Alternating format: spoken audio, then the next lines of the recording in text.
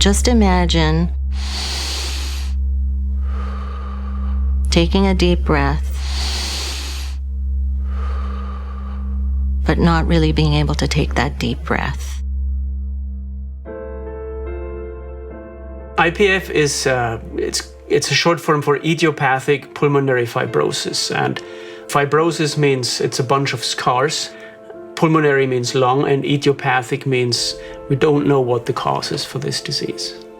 How could we have something that absolutely destroys lungs and we sit here and say, we don't know why that happened? 3 years ago, my mother was diagnosed with IPF. She had a lingering cough, and I continued to tell her, I think you need to get to the doctors. And she did, and they prescribed her antibiotics, saying it was just one of those coughs in the winter that is hard to get rid of. Patients will tell you about how it was 6 or 8 months that they often felt lost till they had the right connection and the right person diagnose their disease. The chance to survive breast cancer is like 80% now. The chance to survive IPF is 0.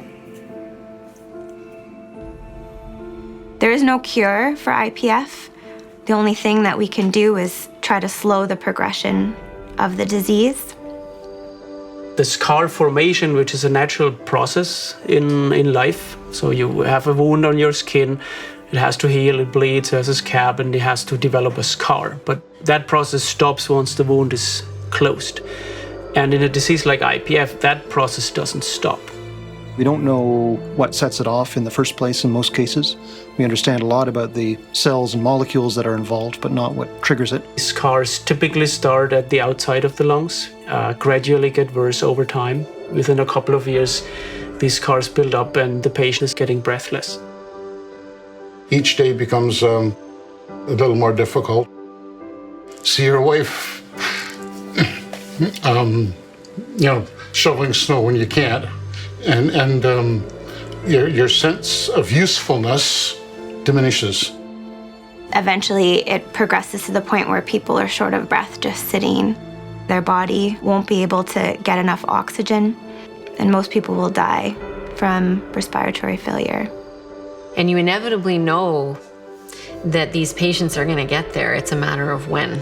One of the things that we're studying and researching is how can we predict which way a patient's going to go so that we can tailor their treatment appropriately.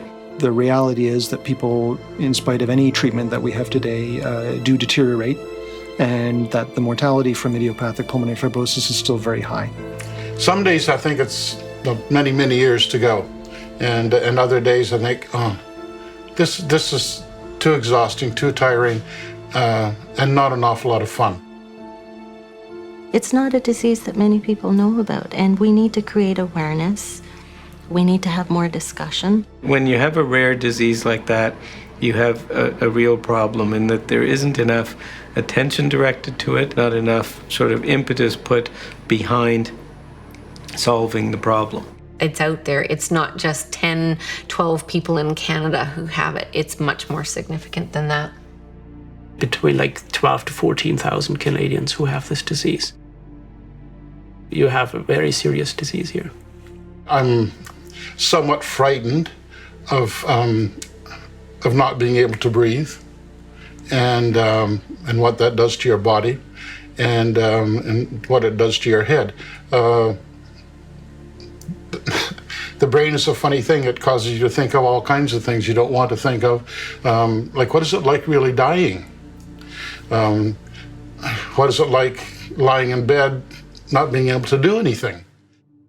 And we have to have hope that in the near future we'll be hearing that boundaries are being pushed and discoveries are being made, and that people who have idiopathic pulmonary fibrosis will have answers.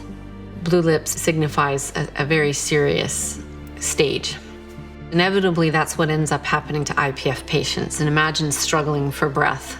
To me, it signifies a significant end for someone, and who wants to see anybody with blue lips?